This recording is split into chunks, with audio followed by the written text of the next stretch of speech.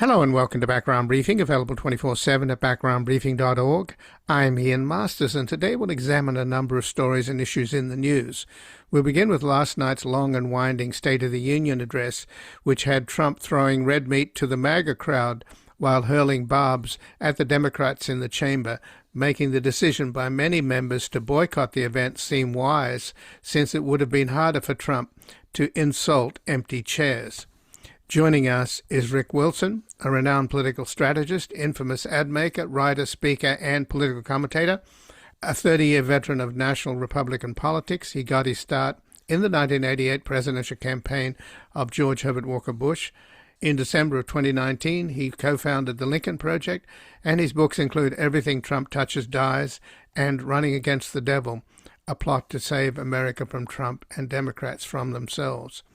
He writes at therickwilsonsubstack.com, where his latest article we will discuss is The State of Trump's Chaos. Then we'll look into the performative nature of Witkoff and Kushner's negotiations with Putin, who is clearly stringing Trump along, and assess what is behind the apparent hold Putin has over Trump, who appears anxious to abandon Ukraine and do business with the Kremlin.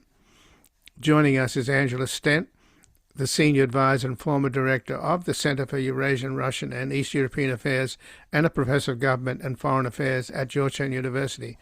She's also a senior fellow at the American Enterprise Institute and co-chairs the Hewitt Forum on Post-Soviet Affairs at the Brookings Institution.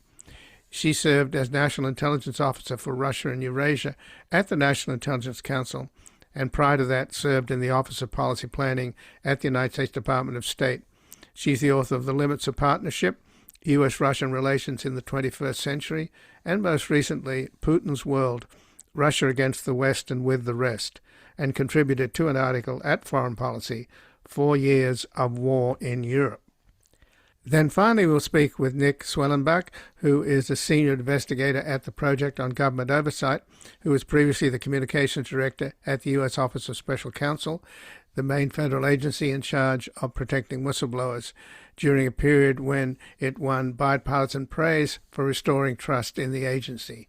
Nick's work on excessive secrecy, covering up serious misconduct by Justice Department attorneys, won the Society of Professional Journalists D.C. chapter Robert D.G. Lewis Watchdog Award in 2015, its highest prize. His current work focuses on DHS, the Justice Department, and oversight of the executive branch. And he has a new report at the Project on Government Oversight we will discuss, ICE Inc., the top companies profiting from Trump's immigration crackdown. And before we begin at the start of this new year, which will culminate in the fateful midterm elections in November, polls already indicate MAGA Republicans will lose the House and possibly the Senate. But we're up against a Trump-Miller presidency already drunk with power, and they will do anything to stay in power, having already demonstrated their contempt for the United States Constitution with Trump's January 6, 2001 coup attempt. They see over half of the country as their enemy and have a private army of loyal thugs ready to round up critics of the regime they label as communist lunatics. As Trump cowers, the media and his cronies buy up the mainstream press. Background Briefing will continue to expose this malevolent regime's fascistic machinations, providing a daily insight into the news as a massive coalition of people power is mobilized to bring about an end to this nightmare and usher in a new era of reform not seen since Nixon departed the presidency in disgrace. To help save America's 250-year-old democracy, we need all hands on deck, and you can make a tax-deductible donation to help us do our part at backgroundbriefing.org/donate or at publictruthmedia.org. And thank you. And joining us now is Rick Wilson, a renowned political strategist, infamous ad maker, writer, speaker, and political commentator, and he writes at therickwilsonsubstack.com, where his latest article is The State of Trump's Chaos. Welcome to Background Briefing, Rick Wilson. Thank you. So, obviously, before last night's State of the Union, you wrote, quote, "Watch what happens next. There is no better Trump. There is no adult supervision. There is no reforming this degenerate, corrupt, vile addiction to chaos. The State of the Union won't be a reset. it will be a content drop. It won't be aspirational. It will be algorithmic. It won't aim to persuade the persuadable. It will be sliced into viral clips and fed into the MAGA Fox hate machine like raw meat into an industrial grinder. So did it live up to your prediction, Rick? You know, the one aspect I think I missed on was how weak the structure of the speech would make him seem. They decided they were going to cut from Trump to a special guest, whether it was the hockey team or the heroic Coast Guardsman or the heroic pilot from Venezuela, or the woman who's making more in tips, and all those cutaways.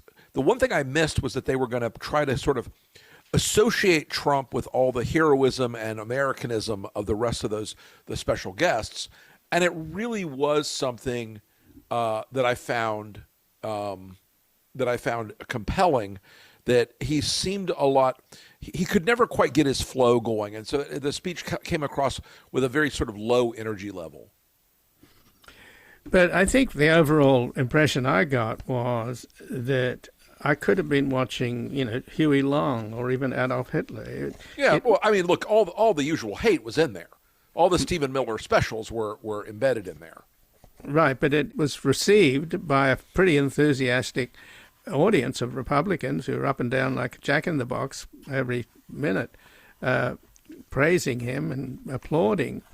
So have they become a party of trolls? Because it was all about trolling the Democrats, and for reasons I do not understand. I don't know why the Democrats showed up, why they sat there and endured these endless insults. Well, look, I think she has or they have a deeply conflicted set of incentives. If they do not jump up and clap and scream and holler when Trump says anything, they will be noticed by Trump, by the MAGA influencer class, by Fox, and they will be tagged and flagged as disloyal. They will get primary challenges, all that stuff. But on the other hand, they all know that they're playing by what we call the Saddam rule. Never be the first guy to stop clapping when Saddam is speaking. Never be the first guy to stop clapping when Kim Jong-un is speaking. Authoritarian systems demand public displays of loyalty, even if those displays end up being contrary to your own political health and sanity. A lot of these guys that are in tough districts, they know that Trump's tariffs are deeply unpopular. They know that, invading Greenland is something voters are not begging for. They know that Trump going to war with Iran is not popular. They know that Trump's immigration policies and killing Americans in the streets by ICE is not popular. But when he says these things, they're still going to jump up and cheer because they know that the one political reality in the Republican Party of today is that Donald Trump is the God King. And if they disobey the God King, they will be punished. But what about the Democrats? Why did they show up? And some of them didn't. And it seemed to me that just sitting there enduring those insults made them look weak. I think that they probably should have stayed away in greater numbers. But I think that the cameras were really on Trump all night. And by the end of it, he was a guy slurring and gripping onto that podium like it was a life raft. So I'm not worried about the Democrats as much in this case. Trump had his case to make. They have to just let Trump keep flailing, and they're going to be fine. And I don't think that they took a hit from Trump. He says worse things about them every day. So being able to take the insults from Trump, in some ways, like being able to sit there and laugh it off, makes Trump look even more pathetic.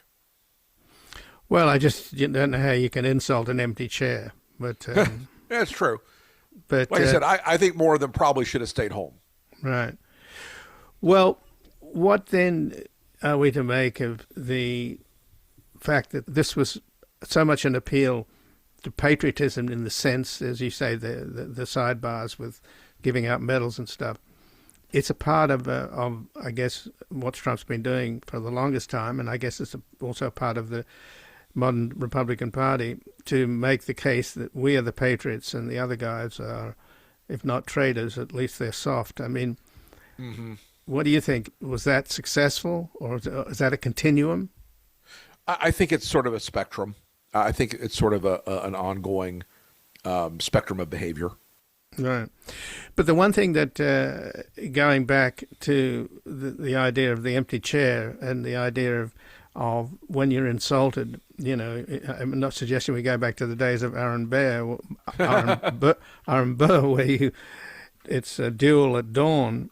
But if you go back, for example, to what happened with John Kerry when he was attacked over the Swift boat canard, he did not stand up, and a gentleman who doesn't defend his honor doesn't look good as far as I think the American vote is concerned.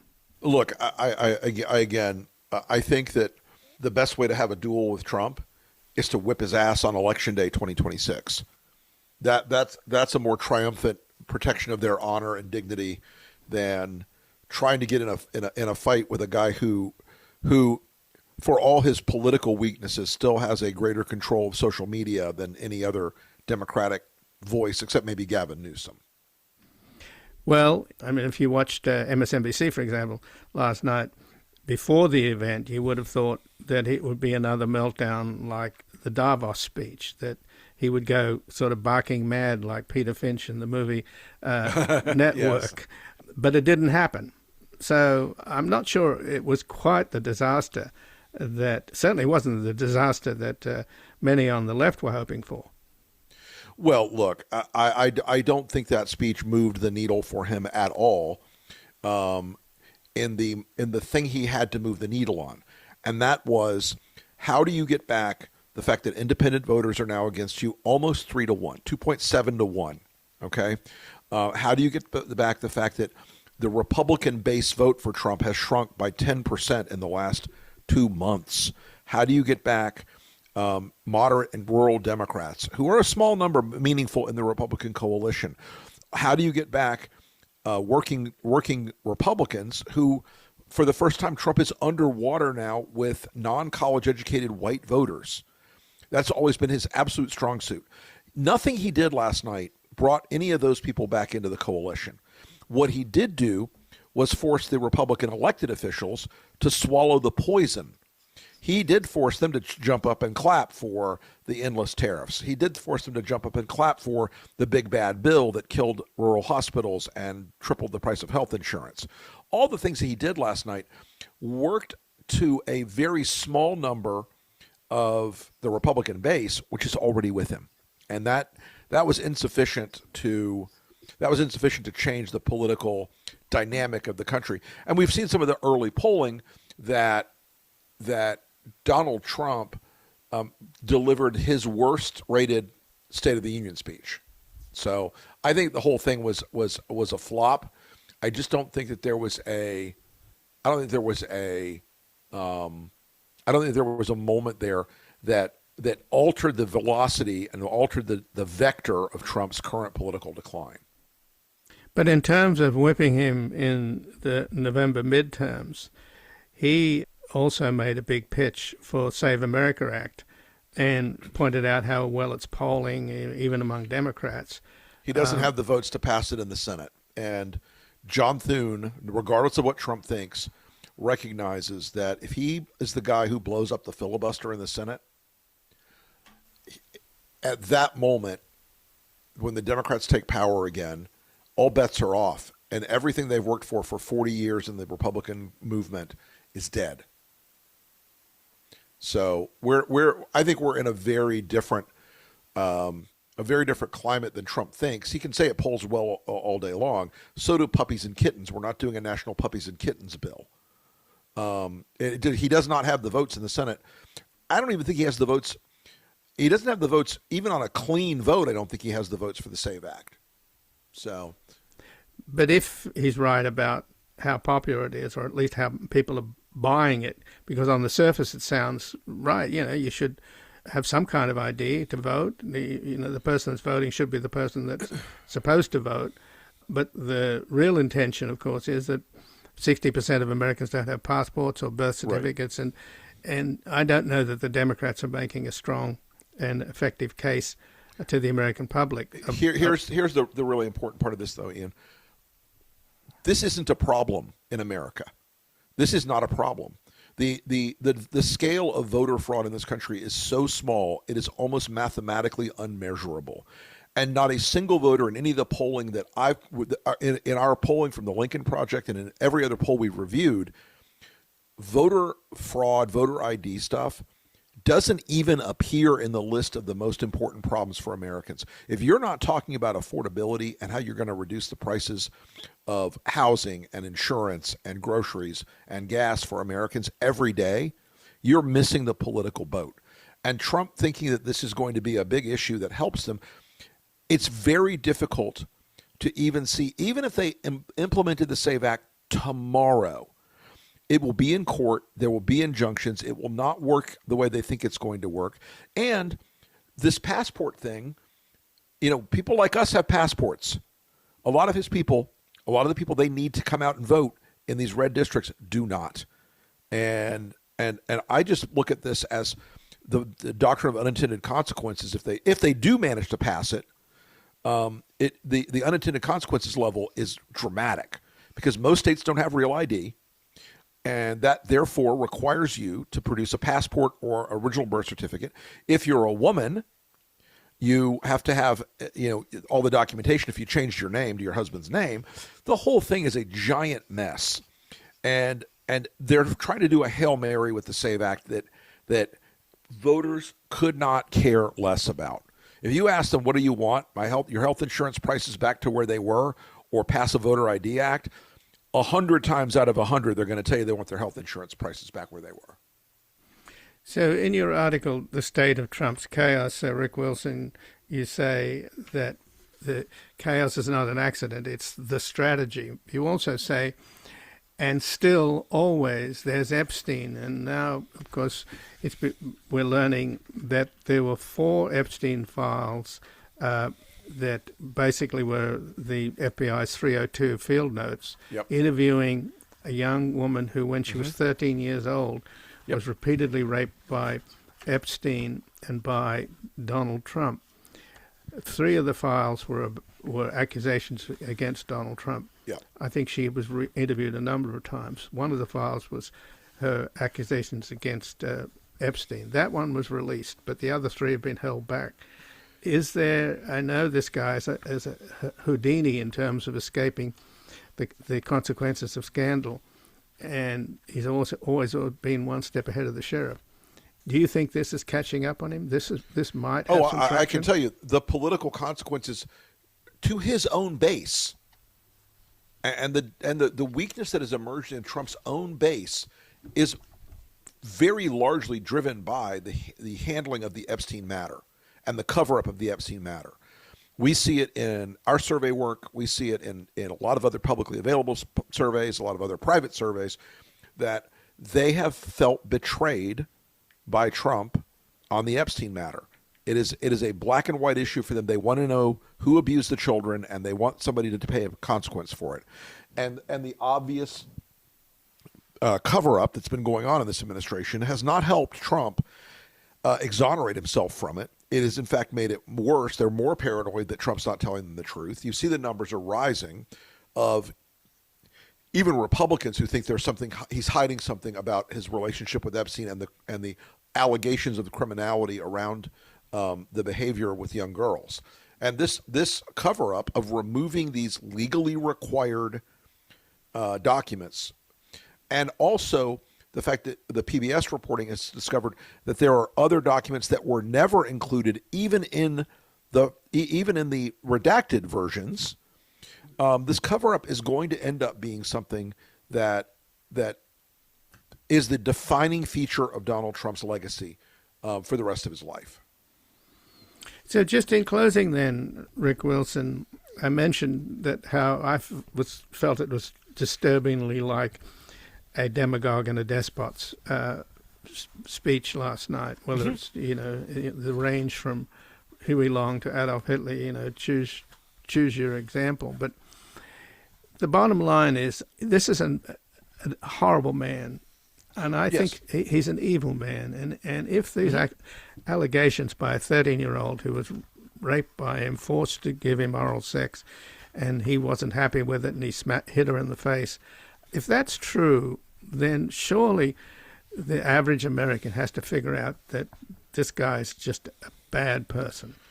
I think America has largely rendered that judgment, Ian. I think when you look at the numbers of people who describe Donald Trump as honest, it is in the teens. When you look at the people who describe Donald Trump as somebody they would that they trust, the numbers in the 20s. His approval rating is in the 30s, from low to mid to high 30s, depending on the poll. I think America's rendered its judgment. Look, is he still powerful? Of course, he's the president of the United States. But that power now is bounded by a decision Americans have made about his character, and it is a condemnation of that character. Well, Rick Wilson, I thank you very much for joining us here today. Delighted to be with you, my friend. Happy as always. Thank you. And I've been speaking with Rick Wilson, a renowned political strategist, infamous ad maker, writer, speaker, and political commentator, a 30-year veteran of national Republican politics. He got his start in the 1988 presidential campaign of George Herbert Walker Bush, and in December of 2019, he co-founded the Lincoln Project, and his books include Everything Trump Touches Dies and Running Against the Devil, a plot to save America from Trump and Democrats from themselves. He writes at therickwilson.substack.com, where his latest article is The State of Trump's Chaos. We're going to take a brief station break and back look into the performative nature of Witkoff and Kushner's negotiations with Putin, who is clearly stringing Trump along, and assess what is behind the apparent hold Putin has over Trump.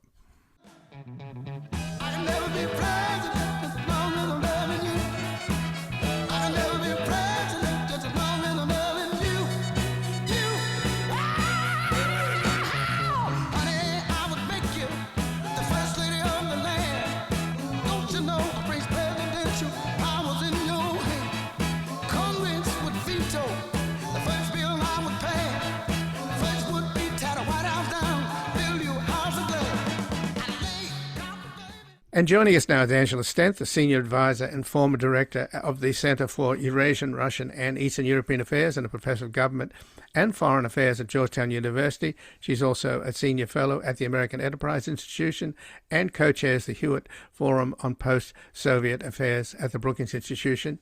She served as National Intelligence Officer for Russia and Eurasia at the National Intelligence Council, and prior to that served in the Office of Policy Planning in the United States Department of State. She is the author of Limits of Partnership, U.S.-Russia Relations in the 21st Century, and most recently, Putin's World, Russia Against the West and With the Rest. And she contributed to an article at Foreign Policy, 4 Years of War in Europe. Welcome to Background Briefing, Angela Stent. Good to be back. Well, thanks for joining us. And yesterday we entered the fifth year, or Russia and Ukraine entered the fifth year of Putin's war on Ukraine. And in the foreign policy article that I mentioned, your segment, Angela, is titled Performative Negotiations to Humor Trump.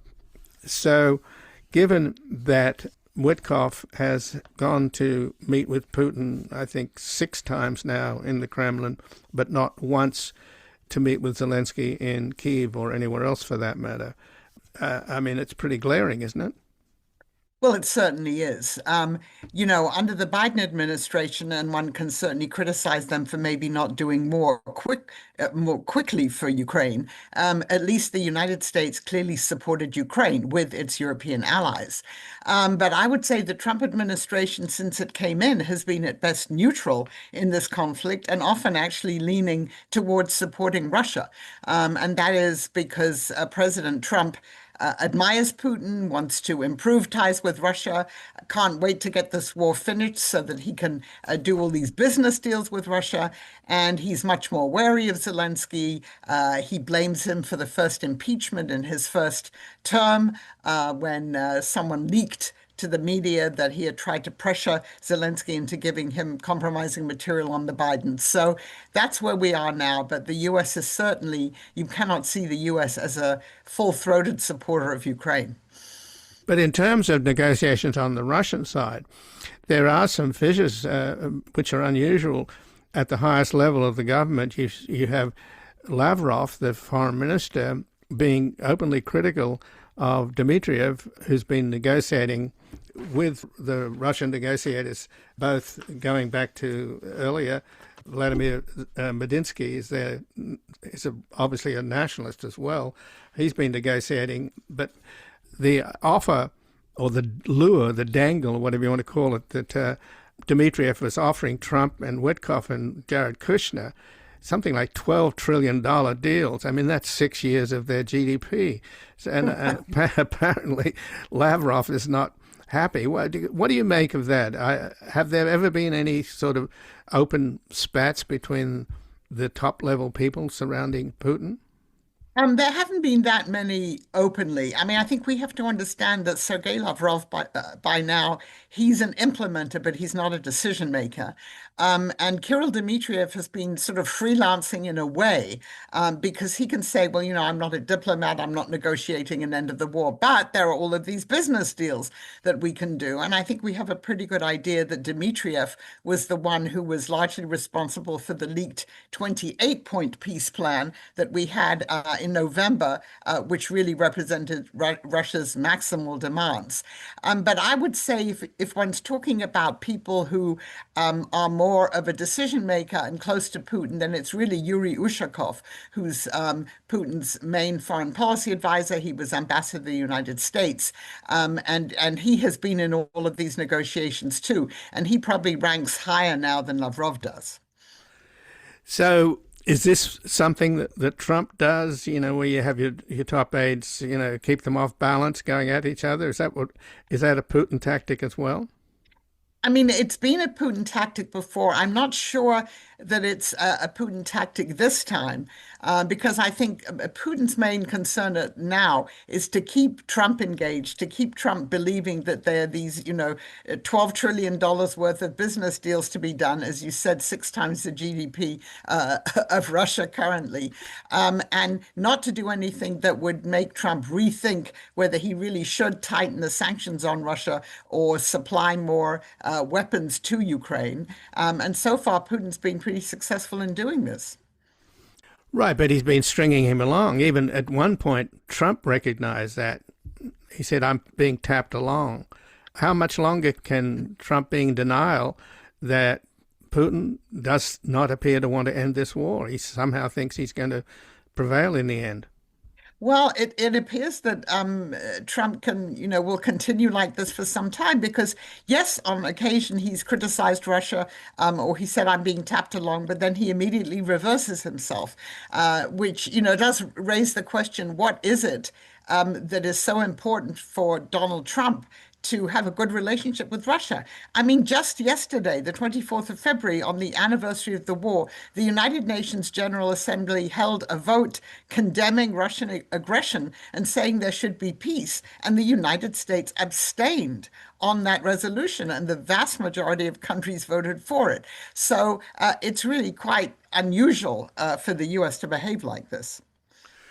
Well, Zelensky, I think it was yesterday, rather plaintively asked, is America still on our side? I mean, how pathetic is that, Angela? Well, I mean, it's unfortunate that I suppose he was expressing publicly what he's probably been guessing for some time, because unfortunately for the Ukrainians, there's a 20-point peace plan now that was worked out between the US, Europe, and Ukraine, which includes security guarantees for Ukraine once a ceasefire is reached.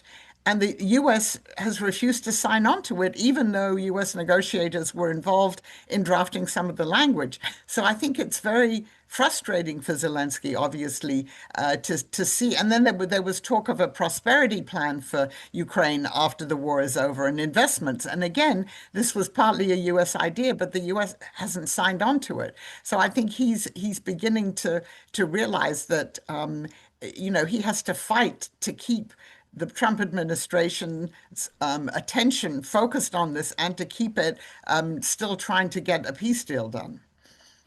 So back in Trump's first term, there was a video that got a lot of attention of in the cabinet room. Trump was sitting there with his aides. Across the table from him was Nancy Pelosi, and she leaned across the table, wagging a finger at Trump and saying, with you, all roads lead to Moscow. And you just raised the question of why is Trump so beholden to Putin and bending over backwards to accommodate him while he's clearly being stringed along by Putin. Do you have any answers to that puzzlement? There are all kinds of theories about compromise. There's lots of speculation. I mean, I think we first of all have to say Trump has, since he first went to the Soviet Union in 1987, he's always wanted to do business in Russia, and he thinks that there are these huge business opportunities. And I think he still believes that, and that's one of the things, he's hoping for. But of course, when he went, Putin was in power then the first time that Trump went to the Soviet Union. He admires strong men, we know that, and particularly in his second administration, he's highly critical of allies and praises different strong men, including Vladimir Putin. Then, there are issues. His son himself has said that when the Trump organization was facing bankruptcy way back when, I would say now maybe, more than 15 years ago, Russian banks helped bail them out. So there have clearly been business dealings and financial dealings between the Trump organization and Russia for a long time. So some people think there are financial reasons for this. And then there's more wild speculation about other things. But it is really true that he seems to be unwilling to do anything that would really raise Putin's ire, whereas really the Russians, are dependent on the United States at this point not to help Ukraine do better in this war. Well, if you go back to the 1987 trip that Trump took, his first trip that was organized by Intourist, which is a KGB front, and it was organized by a young Russian woman, Natalia Dubinina, who was the daughter of Ambassador Dubinin, the Russian ambassador to the UN. Her husband, of course, is a KGB guy, ended up being Putin's ambassador to the UK. They certainly have KGB fingerprints over that. And the lure back then in 87 was to build a Trump Tower. This was under Gorbachev. And then back in 2017, when in Trump's first term, even when he was in office, his people, including Felix Sater, who's the son of the partner of the godfather of Russian organized crime, he was negotiating along with Michael Cohen and a Trump Tower in Moscow. So the Trump Tower in Moscow looks like the gift that keeps on giving. Yes, except that it's never been built, right? So, right. And then you can ask, well, why was it never built? And it may never be built either. So yes, there are other explanations that people have put out, which are, let's say, more sinister. But there's no proof for any of that. But I think what we can say is that clearly Trump really wants to reset U.S.-Russian relations in a way that they haven't worked since the collapse of the Soviet Union. And, my book, The Limits of Partnership, that you mentioned, deals with that in great detail about how each U.S. president has tried to have a successful reset of relations with Russia, and each time it's failed. And so far, of course, it hasn't failed under Trump, but it hasn't quite happened yet because so far, even the Trump administration seems to believe that they have to get a ceasefire in the war, even if it's not a full-blown peace, in order for these U.S.-Russian relations to flourish. But I wouldn't rule out that in the end, Trump could just focus on improving those relations, even if the war with Ukraine is continuing. So I spoke yesterday to a reporter in Kyiv who's visiting the front quite a lot and lost a very good friend of hers who was a guy of 52. He was an entrepreneur in the electronics business and a very beloved commander, and he was killed by a drone. And she pointed out how different this war is in terms of weaponry, even though some have said it's like World War I, where you've got trenches. But in fact, the no man's land is something like 30 kilometers wide, and it's the skies above are filled with drones on both sides, and anybody that moves is a target, and even the roads are covered with nets above them so that the drones will hit the nets. And the Russians have fired so many drones with these fiber optic cables that prevent them being jammed that all of the land in eastern Ukraine is covered with these sort of spider webs of filaments of fiber optical cables that glitter in the sunlight. And the landscape is like the moon. It's just absolutely cratered and full of mines. So my impression from that conversation yesterday is that the Ukrainians are the ones that are fighting the battles of the next decade or century. And I'm wondering how much the U.S. Pentagon is watching what's going on, because much of what the taxpayer is buying in terms of weaponry in these vast military budgets are for dinosaurs. It's an excellent point. I mean, this war is a mixture of World War One. I mean, there still is some trench warfare, but of course, it's this high-tech electronic warfare. The Ukrainians are now manufacturing drones and sophisticated technology weapons that most European countries aren't. And in fact, I think there's going to be a joint US-Ukrainian production of some of these weapons. Yes, I think that the Pentagon, the US, hasn't actually caught up with the enormous innovations that have happened technological in this war that's happening now, and it's like no warfare of the past century, and I think in the end, the US will have to learn from the Ukrainians about what really modern warfare means. And just in the last couple of minutes, the other point that was made was that the Ukrainians feel that they are fighting this war to protect Europe, and they're not sure that the Europeans, the NATO countries, recognize how the sacrifices that the Ukrainians are making. Obviously, the US's position, I think, is absolutely disgraceful, abandoning Ukraine, except I think the US is still providing intelligence. And the assumption is that NATO has to pick up the slack now. But do you think that the NATO countries recognize that the sacrifices that the Ukrainians are making for their security? Because that is the position apparently a lot of Ukrainians feel. We're fighting to protect the rest of Europe, not just our own country. So I think many NATO countries do recognize that. It's been slow dawning on them, but I think the UK, France, Germany, a number of them do. And of course, the countries on the Eastern Front recognize that very much too. But then, of course, you have countries like Hungary, like Slovakia, the countries that, maybe Spain, countries that lean more towards Russia, that probably haven't recognized this. But the Europeans do realize that they are going to have to fend for themselves more and more, because, as we know, President Trump thinks that, he talks about NATO as if it was an organization which the US doesn't belong to, and that they're going to have to do much more. And also that if you can't stop Russia in Ukraine, then eventually Russia will move west. But just in closing, it looks as if Orban's efforts to block the EU's $90 billion economic package to Ukraine, I think they found a workaround, haven't they? Yes, I mean, this is what Orban does all the time. He's been doing this since the war began, trying to block everything. And then in the end, he gets something in return. He uses leverage because, of course, he's facing a very tough election fight. So I think in the end, hopefully the Ukrainians will get that 90 billion, and the 20th packet of EU sanctions will be implemented. I mean, it was already voted on before Hungary tried to block it, and that's going to have much tougher sanctions also on all shipping, which has anything to do with Russian oil. But just in closing, just after Secretary of State Rubio made his speech at the Munich Security Conference, he went to Hungary, praised Orban as clearly helping getting him elected.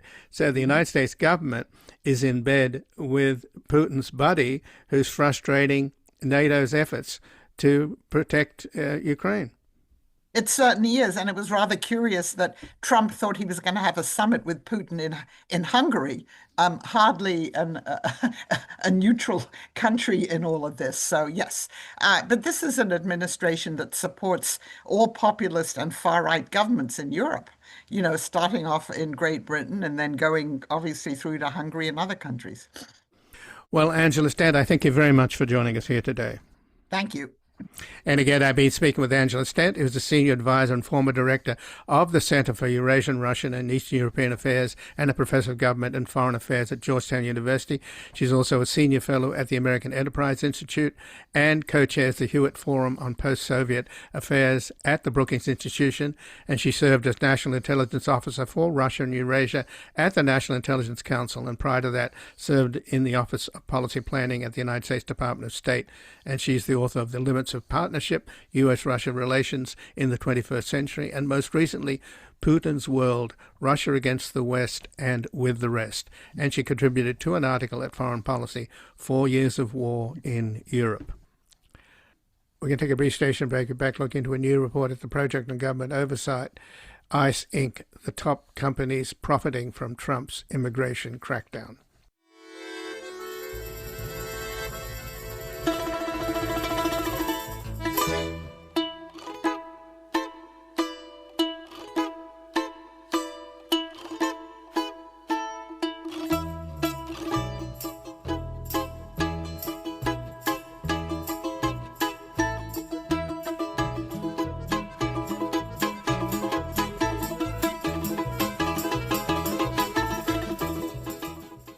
Welcome back. I'm Ian Masters, and this is Background Briefing, available 24/7 at backgroundbriefing.org.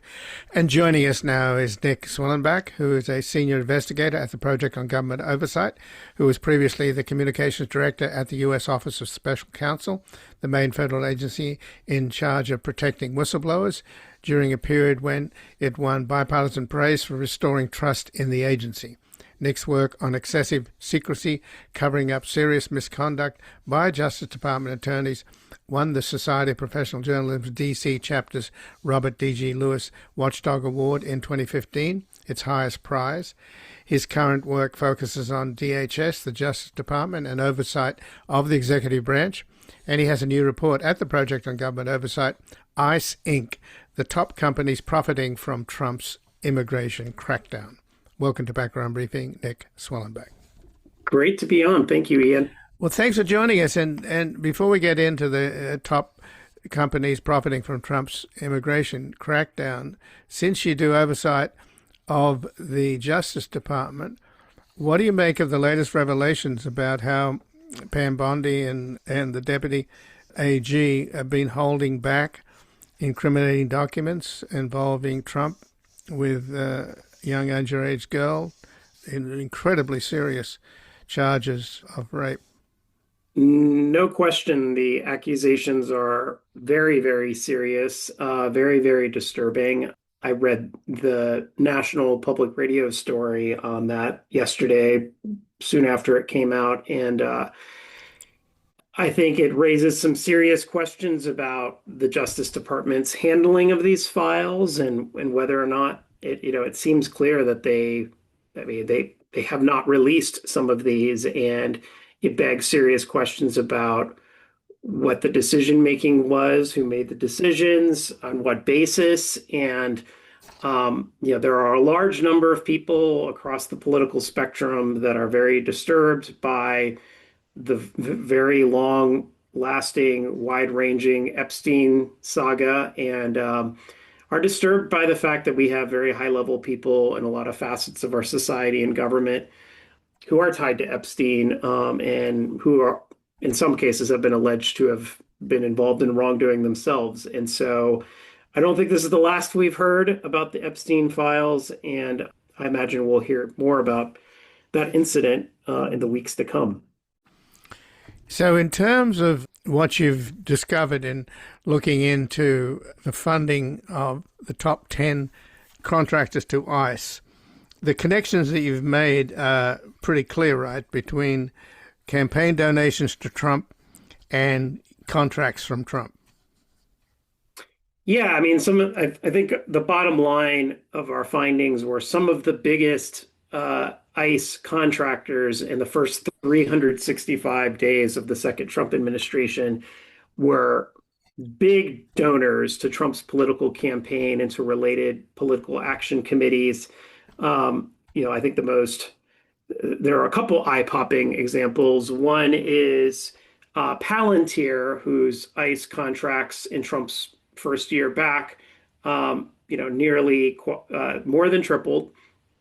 And even though Palantir CEO Alex Karp was a supporter of Kamala Harris during the 2024 campaign, within a month after Trump's electoral victory, Alex Karp was donating seven-figure sums to, respectively, MAGA Inc., which is a super PAC aligned with Trump, as well as Trump's inauguration committee, donating $2 million total. One of his close advisors, who then later became a Trump administration official, also donated close to $2 million himself.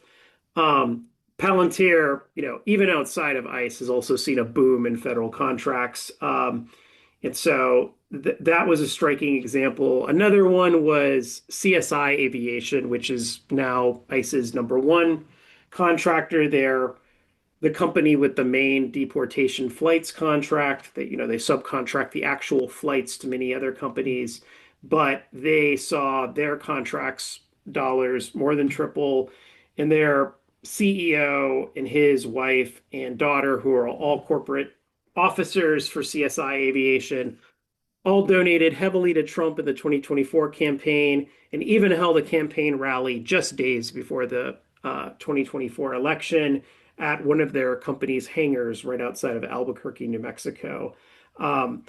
So, there's a lot of concerns about this. Some of the experts we talked to said there are, corruption concerns. Clearly, it looks like with some of these companies, Palantir is maybe the foremost among them. It looks like they're trying to get access with some of these donations. And, according to the Supreme Court, getting access and making campaign contributions is legal, unless there's something else that goes beyond that.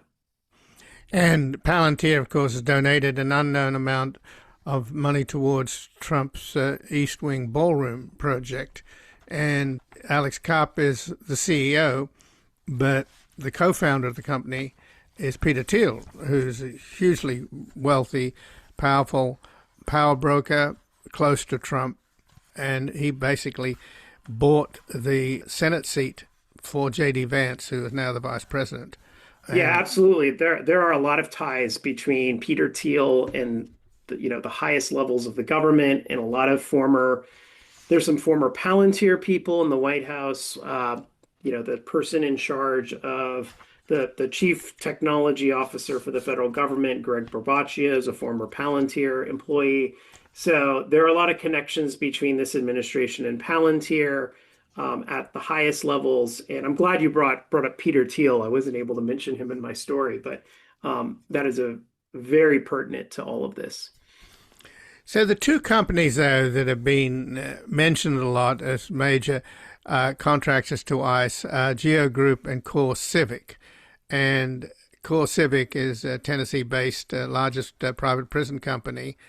And their ICE contracts have increased 45% since Trump took office.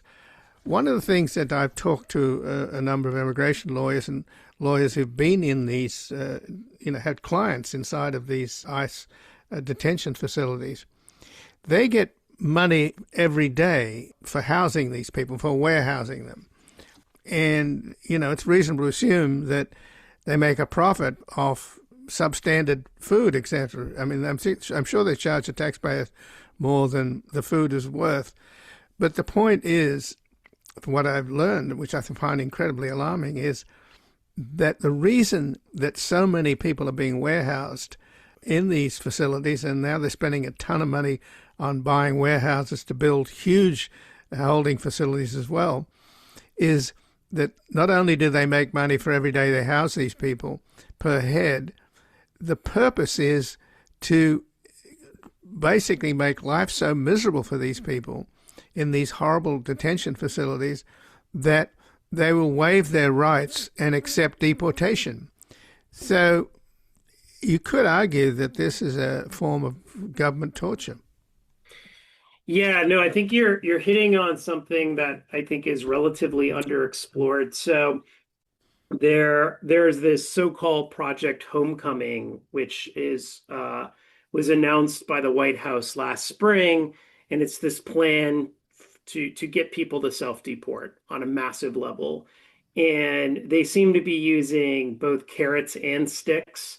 The carrots are, this promise that you'll get a couple $1,000s in a stipend and they'll buy you a plane ticket to leave the United States. But the sticks are being in detention. And yeah, there's a court filing in a lawsuit involving CSI Aviation from in December, where another company called Salis Worldwide Solutions, which has this big self-deportation contract, it says that it's sending in employees into detention centers to try to sell them on self-deporting. And it's hard not to look at that as yeah, they're trying to like induce people. It's not as voluntary as it sounds. If you're in an ICE detention center and the conditions are substandard, you might want to just get out of the detention center and return to your home country or to go to some other country if it's a choice between that and being in a ICE detention center crammed full of people with substandard conditions. And so, what does voluntary mean? If I was on video, you would see me doing some air quotes right now around the word voluntary. There's some real questions about how voluntary these self-deportations are, and ICE detention seems to be the stick they're using to get some people to leave the U.S. And a lot of these people, particularly young people, are being sent back to countries that they are completely unfamiliar with. Yeah, I mean, correct. I mean, we've had, and there's some major differences between immigration enforcement as it's being carried out right now, by and large, versus how immigration enforcement, by and large, has worked under other administrations. A lot of people recall that Obama was called the deporter in chief. Biden also removed a lot of people. But a lot of those removals, in fact, a majority of them were recent border crossers. And what's largely different about the character of immigration enforcement right now is it's much more focused on so-called interior enforcement, where they're going into cities and they're not targeting people who have a violent criminal record or a conviction. It's more of a indiscriminate approach. And a lot of this is being driven by Stephen Miller's 3,000 arrests per week quota that he sort of laid down on ICE last spring.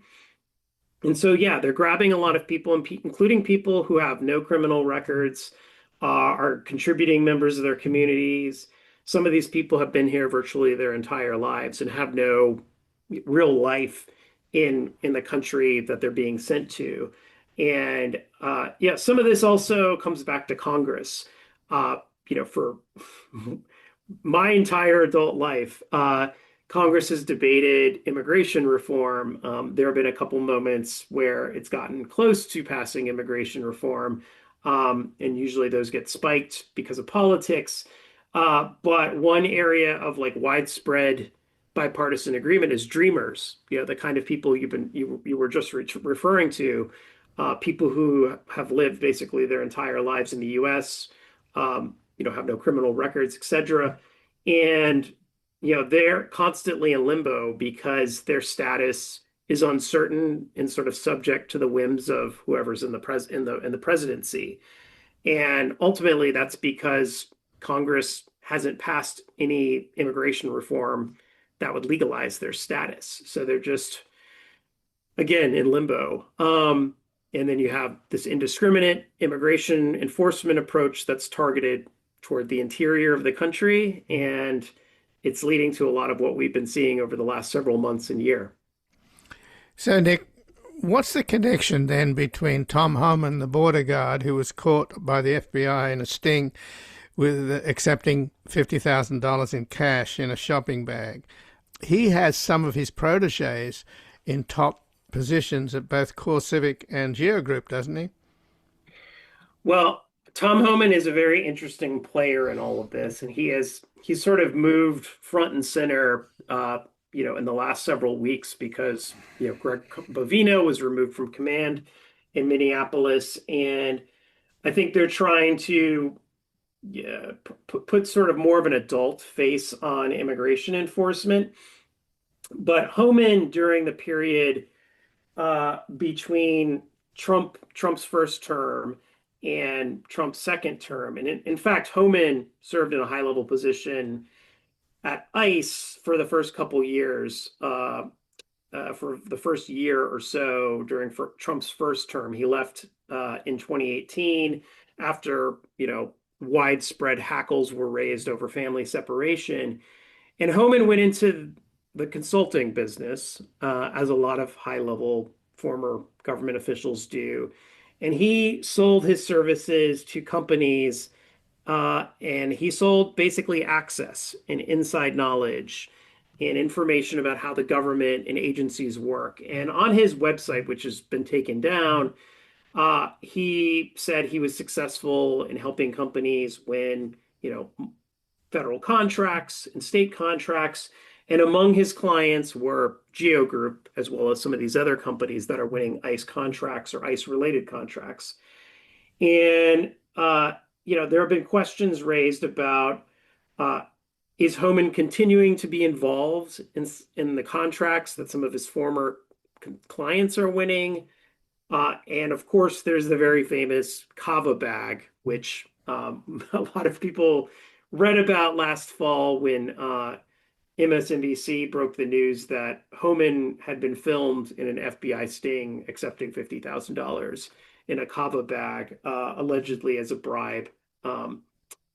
To get him to sort of get special access if Trump won re-election in November of 2024. So Homan is a very powerful player as the White House borders are, and as someone who has a lot of sway at ICE, Customs and Border Protection, and the Department of Homeland Security. There's also some kind of palace intrigue elements with Homan as well. He has apparently been critical of Gregory Provino's approach and some of these more aggressive approaches, but he is not, he's a hawk in the immigration context as well. And he was one of the architects of family separation in the first term. So it remains to be seen, will we get sort of a less hard edge version of immigration enforcement under Homan? Will companies that have connections to Homan continue to profit? A lot of these things remain to be seen, but I and a lot of other people are watching closely. So just in the last couple of minutes then, Nick, there's a story at the New Republic by Greg Sargent called Trump's ICE is quietly stockpiling weaponry, and it should alarm us all. And apparently both ICE and Customs and Border Protection have approved contracts for at least $144 million in weapons and ammunition. And you see these masked ICE and CBP agents out there rounding up people and killing American citizens. They are festooned with so much kit. I mean, this is all taxpayers' money, right? Yeah, absolutely. It's taxpayer dollars, and they are becoming a increasingly sort of militarized force, both of these agencies. I mean, they were already heavily equipped with helicopters and weapons. Border Patrol has sort of a tactical team called BORTAC, which was controversially deployed in Portland during Trump's first term in 2020. They have an extraordinary amount of gear. And what these new numbers show is the One Big Beautiful Bill Act, or so-called One Big Beautiful Bill Act, passed last year by Congress and signed into law by Trump, is supercharging ICE and Customs and Border Patrol's budget.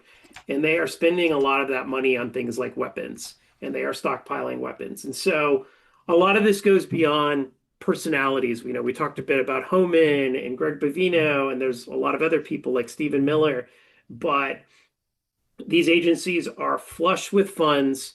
ICE's budget is basically tripling for the next several years. And so there is, structurally speaking, like a bigger and bigger reason to focus on these agencies and put them under a microscope. Their actions are controversial, and they are getting more and more heavily armed, even as concerns about them are just spiking across the country. Well, Nick Schwellenbach, I thank you very much for joining us here today. Thank you, Ian. And again, I've been speaking with Nick Schwellenbach, who's a senior investigator at the Project of Government Oversight, who was previously the communications director for the U.S. Office of Special Counsel. And his current work focuses on DHS, the Justice Department, and oversight of the executive branch. And he has a new report at the Project on Government Oversight, ICE Inc., the top companies profiting from Trump's immigration crackdown.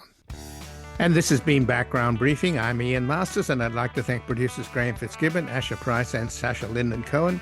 If you missed any of today's program and would like to explore our vast archives, you can find us at backgroundbriefing.org, where we include extended interviews, searchable by topic, and have made it easier for you to sign up for daily email updates and provide links to resources, articles, and books discussed on the program. Also, you can find links there to subscribe wherever you get your podcasts, and we highly encourage your ratings and reviews on these platforms. Find us on Twitter, Blue Sky, and Facebook at Ian Masters Media, and our new social media manager, Luke Susswood, is also posting highlights from the show on YouTube, TikTok, and Instagram at Ian Masters Media. So please do help us reach more listeners by sharing this program with friends, family, and colleagues. And to help sustain this program into the future and ensure it remains free to all, please take a moment to support us by going to backgroundbriefing.org/donate and/or at publictruthmedia.org, where your tax-deductible donations, large and small, keep us broadcasting. And I'll be back tomorrow with another Background Briefing at backgroundbriefing.org. Bye for now.